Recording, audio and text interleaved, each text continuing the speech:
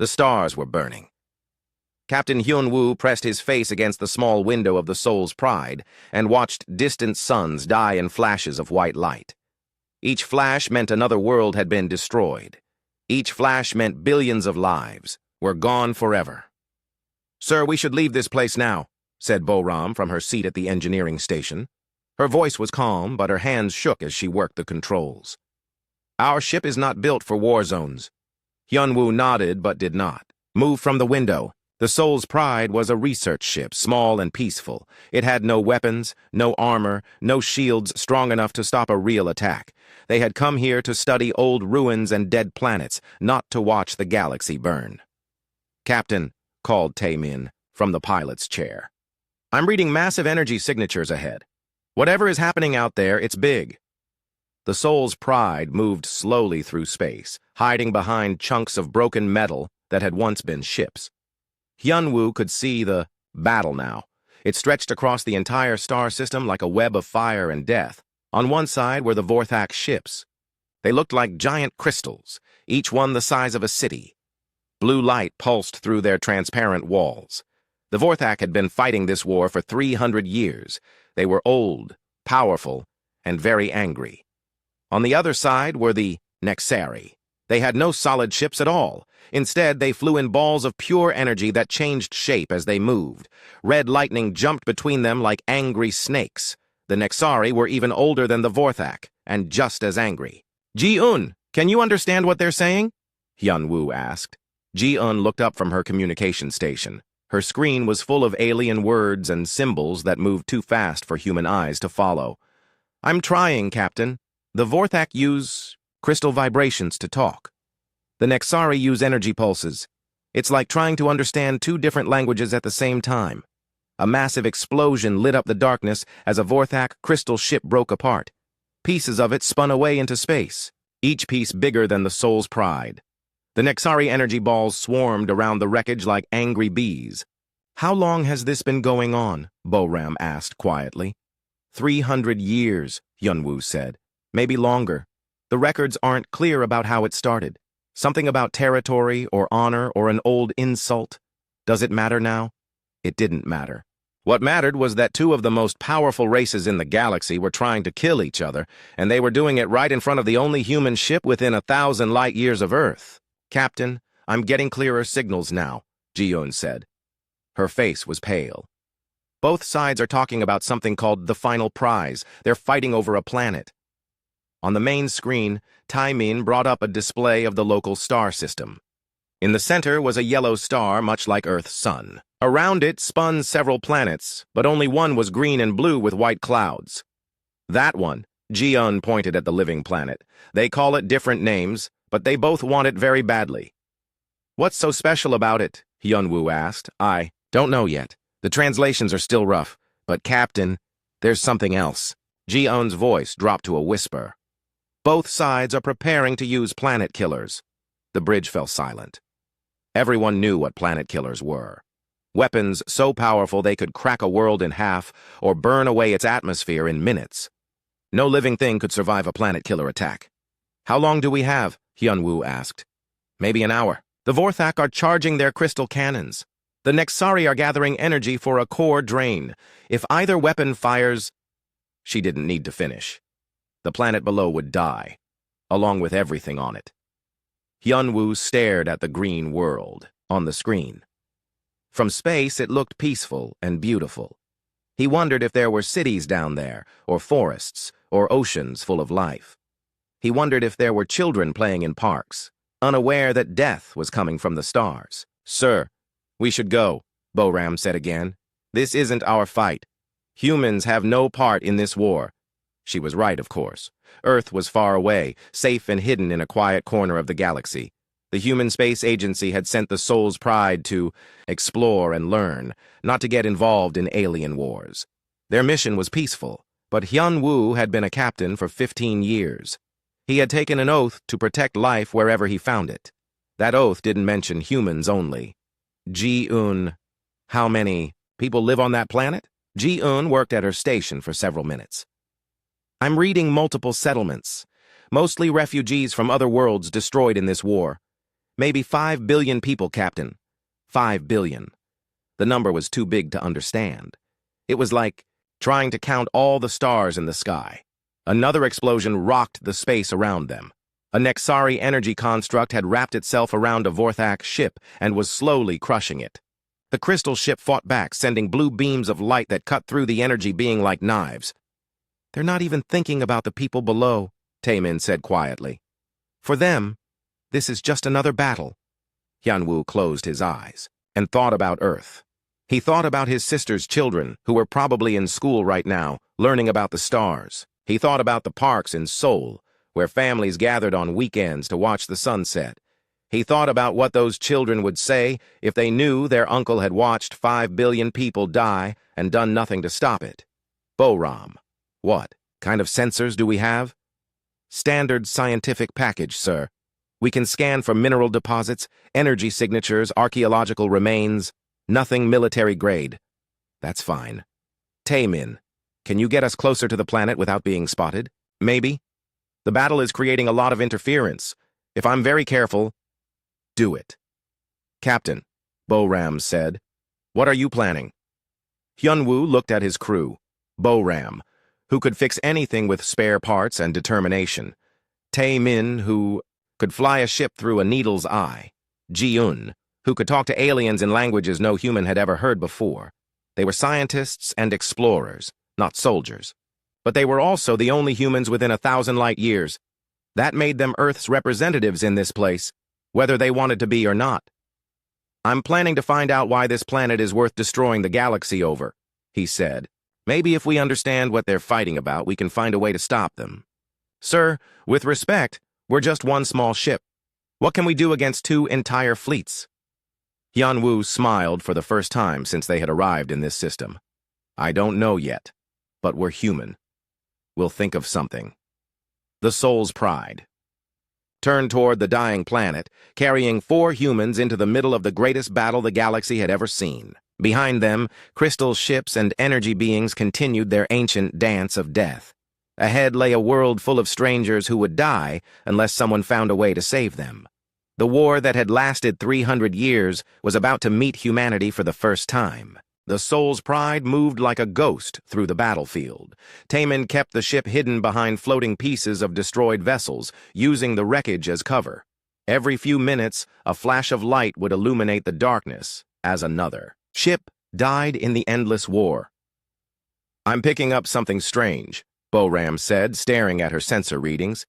"There's an energy signature coming from the planet's surface. It's not like anything in our databases."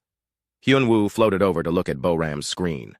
The Soul's Pride was too small for artificial gravity, so the crew moved around by pushing off walls and grabbing handholds. It made everything take longer, but it also kept the ship's energy signature low. "What kind of energy?" he asked. "I don't know. It's very old but still active. And Captain, it's huge. The source covers an area about the size of South Korea." Ji-un looked up from her translation work. "That might explain why they're fighting over this planet. Maybe there's something valuable down there." "More valuable than 5 billion lives?" Taemin asked without taking his eyes off the pilot controls. A new explosion lit up the space around them. This time it was closer. A Vorthak crystal ship had spotted a group of Nexari energy beings trying to slip past the main battle. Blue beams shot out from the crystal ship, but the energy beings split apart and reformed like water. "They're getting more aggressive," Hyunwoo observed. "The battle is reaching its peak." Boram adjusted her sensors and frowned. "Captain, I'm getting clearer readings now. The energy source on the planet, it's not natural. Someone built it." "Built what?" "I'm not sure. But the construction patterns are unlike anything the Vorthak or Nexari make. It's too organized to be Vorthak crystal growth, and too solid to be Nexari energy shaping." Ji-un suddenly straightened in her chair. "Captain, I'm getting a clearer translation of their communications. Both fleets are talking about something called the Architect Ruins." Architects?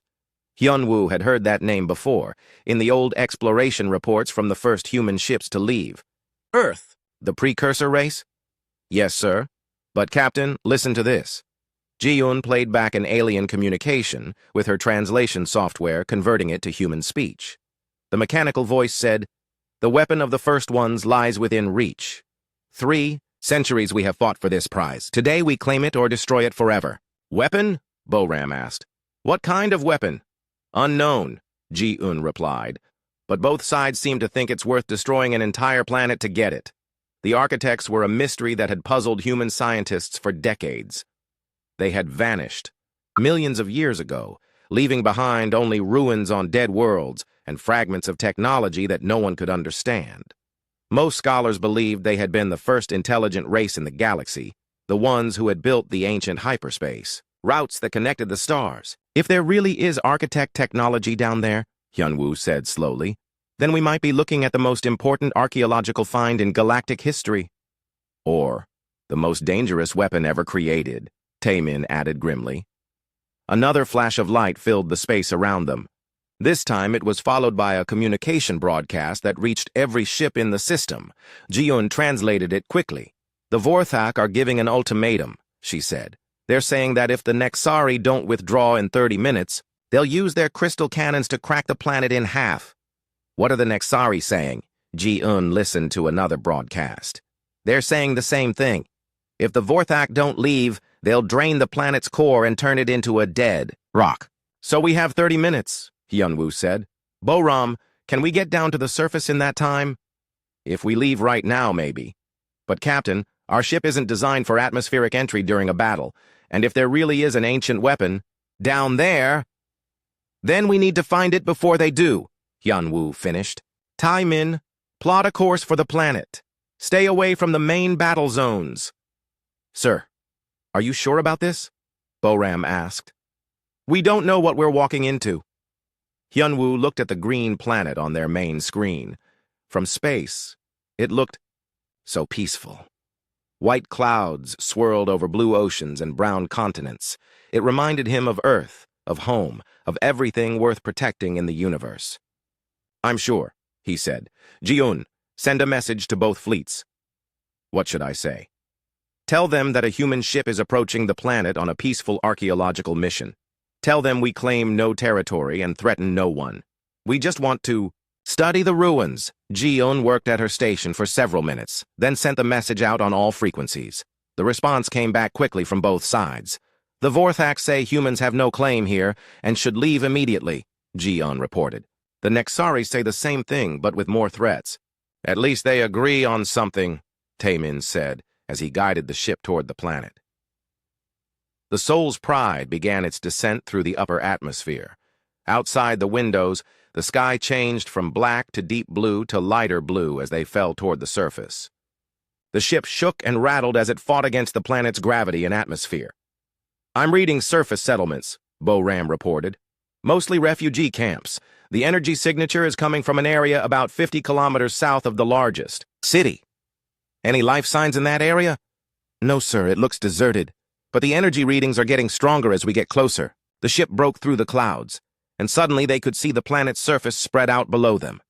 There were indeed cities, connected by roads and rivers, but they also saw something else. My God, Taemin whispered. In the southern continent, rising from a vast empty plain, stood structures that hurt to look at. They were too straight, too perfect, too geometrically complex for any normal mind to fully understand. Spires twisted up toward the sky in patterns that seemed to follow no earthly mathematics. Bridges connected buildings that hung in the air without visible support. The architect ruins, Ji-un breathed. They're still active after all these millions of years. Boram's sensors were going crazy. Captain, the energy readings are off the scale. Whatever technology they used, it's still running, still waiting. Waiting for what? I don't know. But, Captain, I'm detecting something else. The ruins are scanning us. Everyone on the bridge froze. The idea that ancient technology was examining. Their ship was both fascinating and terrifying. Are we in danger? Hyun-woo asked. I don't think so. It feels more like curiosity.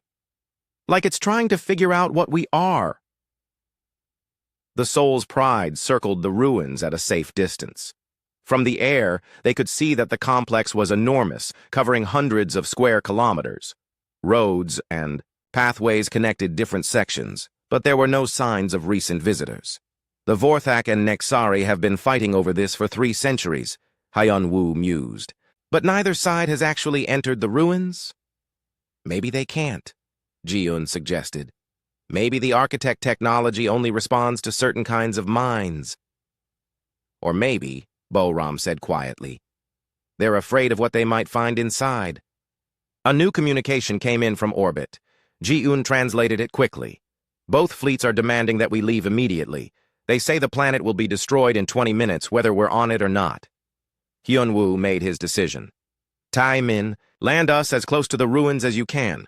Bo-ram, prepare a landing party. Ji-un, keep monitoring the communications from orbit. Sir, Bo-ram said, if we go into those ruins, we might not come back out. If we don't go into those ruins, 5 billion people are going to die. Hyun-woo replied. And the greatest archaeological discovery in galactic history will be destroyed forever. The Soul's Pride touched down on the alien plane just as the first planet-killer weapons began charging in orbit above them.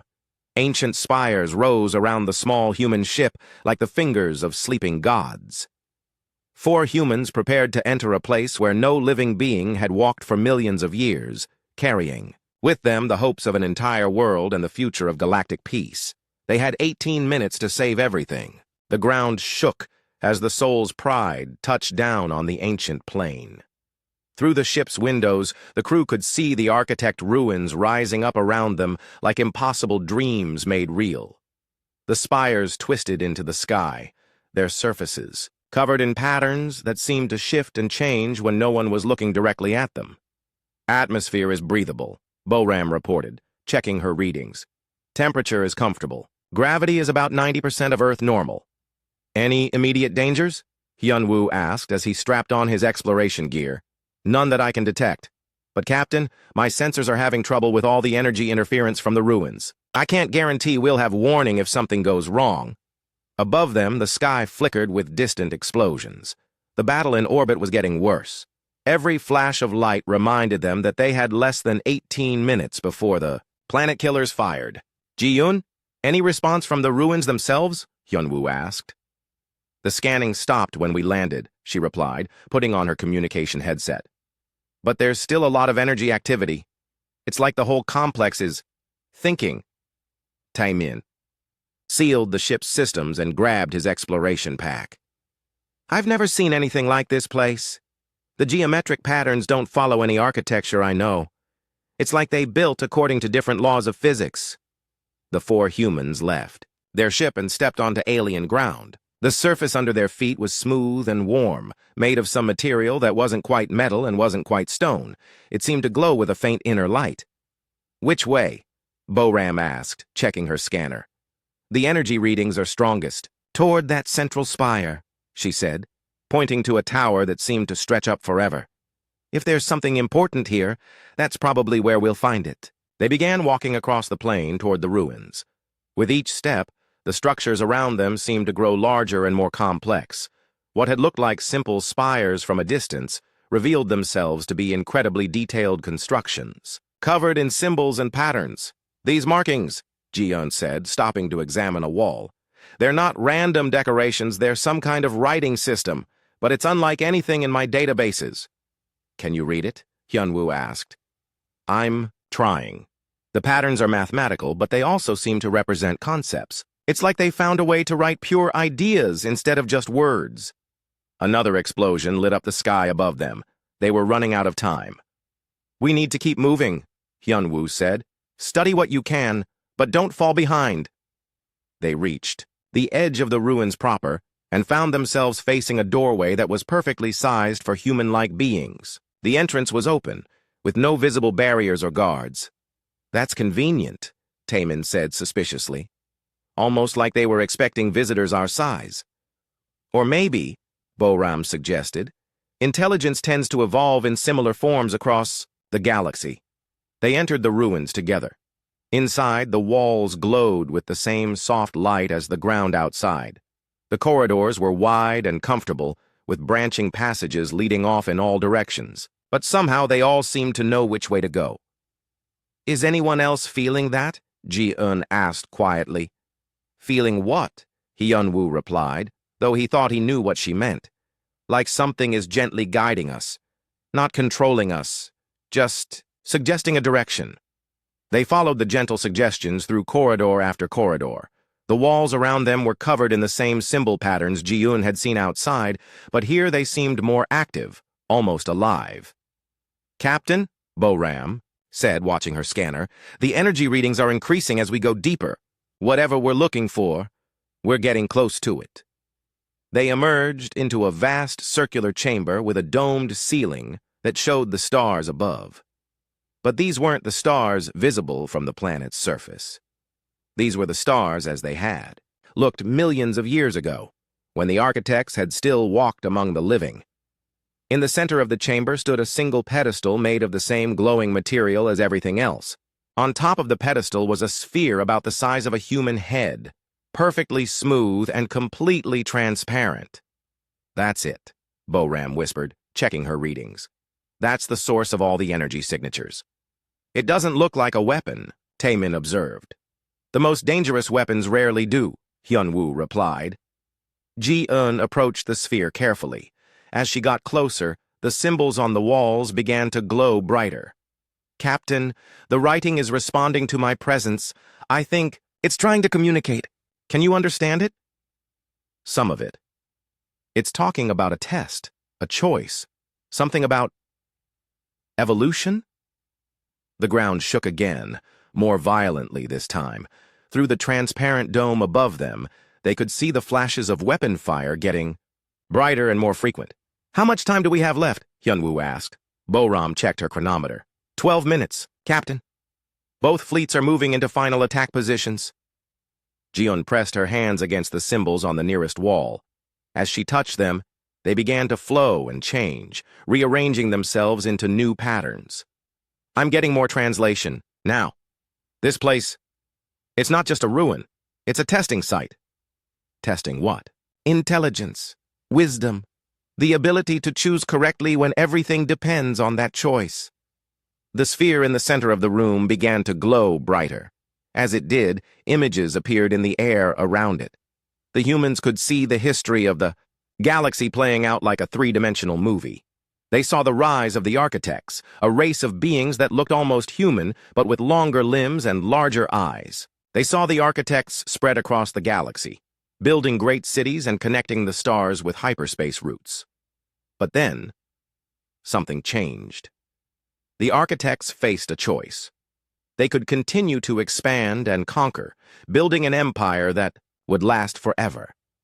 Or they could transform themselves into something new, something beyond physical existence. They chose transformation, Ji-un breathed, reading the flowing symbols. They uploaded their consciousness into a galactic network. They became pure thought, pure knowledge. "But why leave all this behind?" Bo-Ram asked, gesturing at the ruins around them.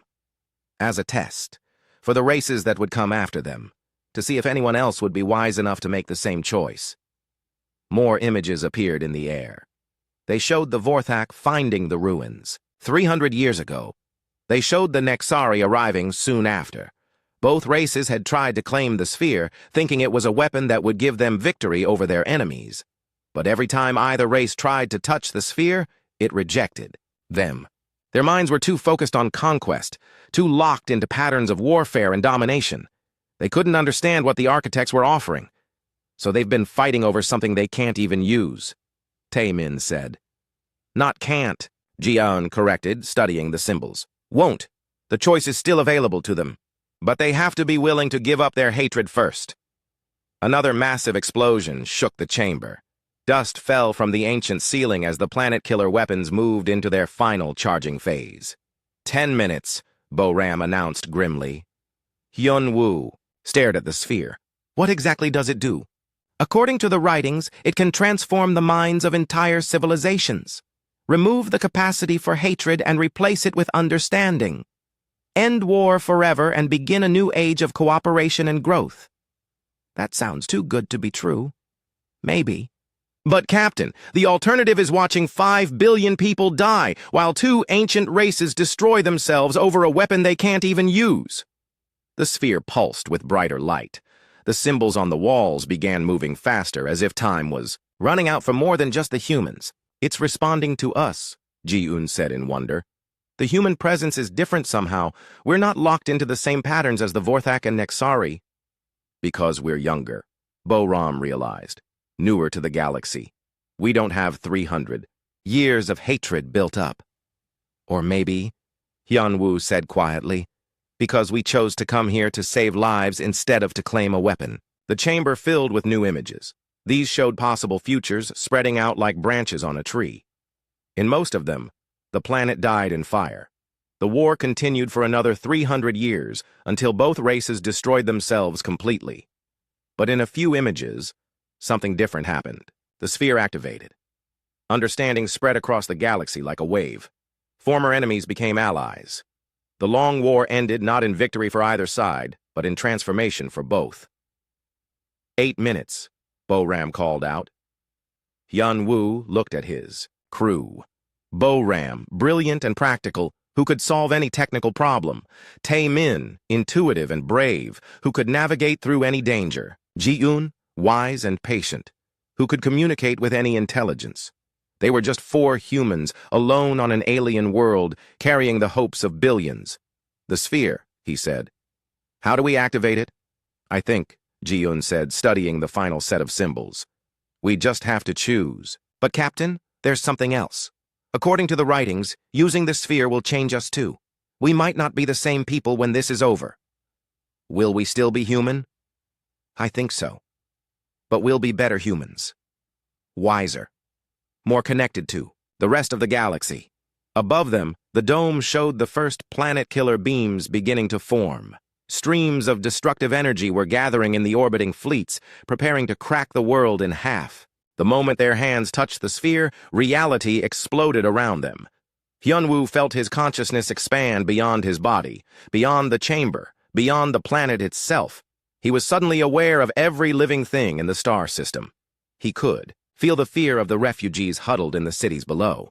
He could sense the burning anger of the Vorthak crystal ships as they prepared their planet-killer weapons. He could experience the cold fury of the Nexari energy beings as they gathered power to drain the world's core.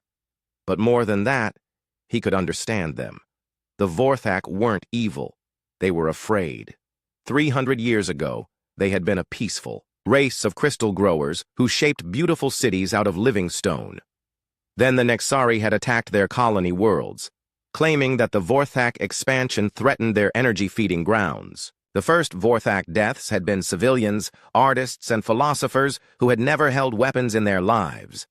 The Nexari weren't monsters either. They were desperate.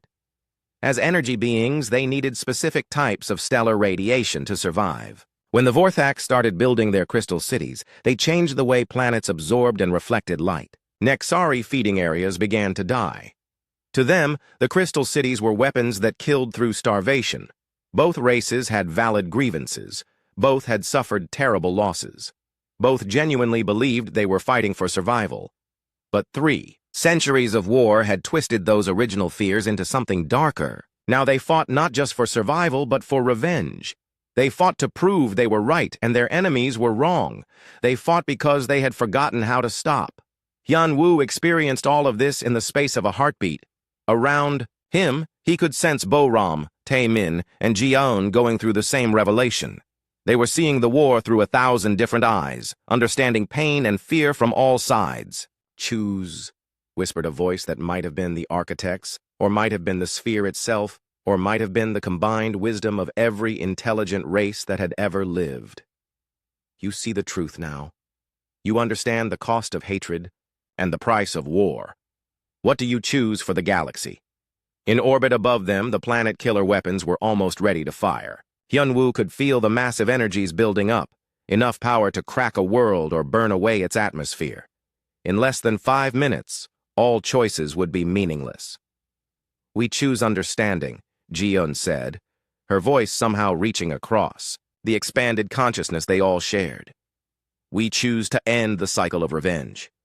But not by force, Boram added. Not by making the choice for them. By giving them the chance to choose for themselves. By showing them what we've seen, Tae-min continued. By helping them understand each other the way we understand them now.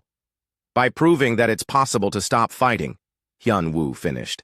by being the first to say no to war when war seems like the only option. The sphere pulsed with brilliant light. The energy that had been building within it for millions of years suddenly released, but not as a weapon. Instead, it spread outward as something far more powerful than any gun or bomb. It spread as understanding. The wave of consciousness, expansion that had touched the four humans now reached out across space at faster-than-light speeds. It washed over the Vorthak crystal ships, penetrating their crystalline hulls and touching the minds of every warrior inside. For the first time in 300 years, the Vorthak felt what their enemies felt. They experienced the desperate hunger of energy beings whose feeding grounds were being destroyed. They understood the panic of a race watching their children slowly starve as their food sources disappeared one by one. The crystal ships stopped charging their weapons. The wave reached the Nexari energy constructs a moment later. The beings of pure energy suddenly found themselves experiencing solid existence, feeling the pride of a crystal-growing race in their beautiful cities, understanding the grief of artists watching their life's work burn under energy attacks. The Nexari stopped gathering power for their planet-killing strike, but the sphere wasn't finished. The wave of understanding continued to spread, reaching every ship in both fleets, touching every mind involved in the ancient conflict. Soldiers who had never questioned their orders suddenly saw their enemies as fellow beings struggling to survive. Commanders who had built their careers on hatred found themselves remembering why the war had started and questioning whether it needed to continue. In the architect chamber, the four humans felt the change rippling across the star system. The burning anger that had filled space for 3 centuries was cooling, replaced by confusion, then wonder, then something that might have been hope. "It's working," Boram whispered, tears streaming down her face as she experienced the emotional transformation of 2 entire civilizations, but the sphere's energy was far from exhausted. The wave of understanding continued expanding, reaching beyond the local star system to touch other battlefields across the galaxy. Wherever Vorthak and Nexari forces were fighting, the same transformation began to occur. "My God," Taemin breathed. "It's ending the entire war. All of it. Everywhere." Hyunwoo felt something else in the expanding wave of consciousness. The presence of the architects themselves, no longer physical beings, but still aware, still watching, still hoping for the younger races to find wisdom. "You have done well," the ancient voices seemed to say. "You have chosen, as we hoped someone would choose. Not conquest, but compassion. Not victory, but understanding." "What happens now?" Jiun asked. "Now," the voices replied, "the galaxy begins to heal. The Vorthak and Nexari will remember who they were before the war. They will find new ways to coexist, and you, the youngest race in known space, will help guide them toward a better future." The sphere's light began to fade, but the change it had created was permanent. Across the galaxy, weapons were powering down. Ships that had been preparing to destroy each other were instead opening communication channels. For the first time in 3 centuries, former enemies were talking instead of fighting. "The transformation is not complete," the architect voices continued. "Understanding is only the first step. Building trust, learning to cooperate, creating new relationships. These things will take time, but the foundation has been laid." Hyunwoo felt his consciousness beginning to return to his own body. The expanded awareness was fading, but the knowledge remained. He would always remember what he had learned in those few moments of cosmic understanding. "Will we see you again?" he asked the architects. "We are always here, in the network that connects all intelligent minds. When the galaxy is ready, when all races have learned to choose wisdom over warfare, we will return to physical existence. Until then, we watch and we wait, and we hope." The sphere's light died completely. The 4 humans found themselves standing in the chamber exactly as they had been before, but everything was different now. They could still sense the changes spreading across the galaxy, could still feel the transformation taking place in millions of minds. Above them, through the transparent dome, they could see the orbiting fleets. But instead of preparing for destruction, the ships were moving into peaceful formations. Communication beams flashed between former enemies as they tried to understand what had just happened to them. "Captain," Bo Ram said, checking her chronometer with amazement. The planet killer weapons have been powered down. All of them. Both fleets are requesting permission to send diplomatic parties to the planet's surface, Ji-un reported, monitoring the communication channels. They want to talk. About what? About ending the war. About building something new. About how 4 humans managed to do what 300 years of fighting couldn't accomplish. Hyunwoo smiled. They had come to this world as explorers and scientists, seeking only to understand an ancient mystery. Instead, they had become something more.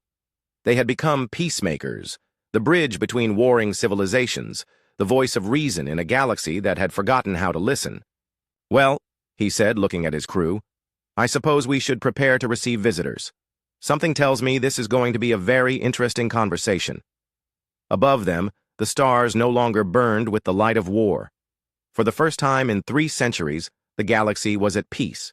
6 months later, Hyunwoo stood on the observation deck of the new space station, orbiting the planet that had once been a battlefield.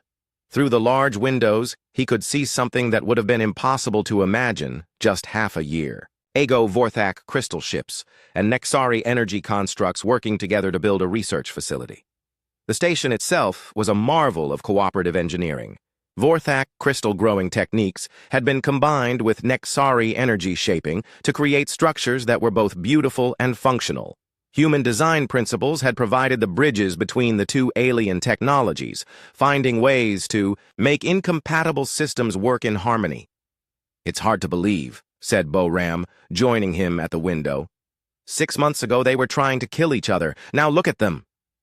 Outside, a Vorthak engineering ship was carefully positioning a crystal support beam while a Nexari energy being guided it into place with precise force fields. Human technicians from Earth's engineering core floated nearby in work suits, coordinating the joint effort through translation devices developed from Ji-un's linguistic algorithms. The change wasn't as instant as it seemed, Hyunwoo replied. It took weeks of careful diplomacy before the first joint meetings could even take place. Both sides had to learn to trust again. But they did learn, Taemin said, approaching with a data pad full of the day's reports. The first joint archaeological expedition to the Architect Ruins starts tomorrow. Teams from all 3 species working together to understand precursor technology. The transformation of the galaxy had been remarkable to witness. Within days of the sphere's activation, ceasefires had been declared on dozens of battlefields. Within weeks, formal peace negotiations had begun. Within months, the first cooperative projects were underway. But it hadn't been easy. 300 years of hatred didn't disappear overnight, even with enhanced understanding. There had been setbacks, moments when old fears and suspicions threatened to derail the peace process. Some individuals on both sides had resisted the change, clinging to familiar patterns of hostility. That's where humanity had found its new role in the galaxy, not as conquerors or empire builders, but as mediators and bridge builders. Human diplomats, with their young perspective and lack of historical grievances, had proven uniquely suited to helping former enemies find common ground. Captain, Ji-un called from her communication station. We're receiving a priority message from Earth. The message played on the main screen, showing Admiral Park, the director of the Human Space Agency. She looked tired, but pleased. Captain Kim, I wanted to personally congratulate you and your crew on your work at the Kepler 442 negotiations, the Admiral said. The trade agreements you helped establish between the Vorthak Crystal Guilds and the Nexari Energy Cooperatives are being hailed as a model for galactic cooperation. Hyunwoo smiled. The trade agreements had been one of the most challenging diplomatic achievements of the new peace. The Vorthak needed energy sources for their crystal growing, while the Nexari needed stable matter to anchor their energy forms. For 3 centuries, each race had seen the other's needs as threats to their own survival. Now they were learning to see them as opportunities for mutual benefit. Furthermore, Admiral Park continued, the United Nations has approved the establishment of the Human Diplomatic Corps. We're sending 50 of our best negotiators and cultural specialists to join the effort. You've shown the galaxy that humanity's greatest strength isn't our technology or our weapons, but our ability to help others find peace. The message ended, and the bridge fell quiet for a moment. All 4 crew members were thinking about how Much their lives had changed since that desperate day when they had touched an ancient sphere and saved a planet. "Contact from the surface," Ji-un reported. "The Planetary Council is ready for today's session." Hyun-woo nodded. The Planetary Council was another unprecedented achievement, a governing body that included representatives from the human refugee settlements, the Vorthak archaeological teams, and the Nexari research groups. 3 species working together to manage a world that had once been a prize to be fought over. "Put them through," he said. The screen showed a conference room where beings of crystal, energy, and flesh sat around the same table. The Vorthak representative, a tall figure whose body was made of living blue crystal, was discussing resource allocation with a Nexari delegate who appeared as a constantly shifting pattern of golden light. Between them sat Dr. Sarah Chen, a human xenobiologist, who had become one of the most respected mediators in the new galactic order. "The archaeological sites will remain neutral territory," Dr. Chen was saying. "All 3 species have equal access for research purposes. Any discoveries will be shared freely among our peoples." "This is acceptable," the Vorthak representative said, his words transmitted through vibrations in his crystal structure. "The wisdom of the architects belongs to all intelligent life." "Agreed," the Nexari delegate replied, her thoughts converted to audible speech through energy pattern translators. "We have fought too long over the past. It is time to build the future together." Hyun-woo turned away from the screen and looked out at the stars. Somewhere out there, other worlds were beginning to experience the same transformation. The wave of understanding that had started at Kepler 442 was still spreading, reaching new star systems and new conflicts. Not all of them would be resolved as easily as the Vorthak-Nexari War. Some conflicts had deeper roots, more complex causes.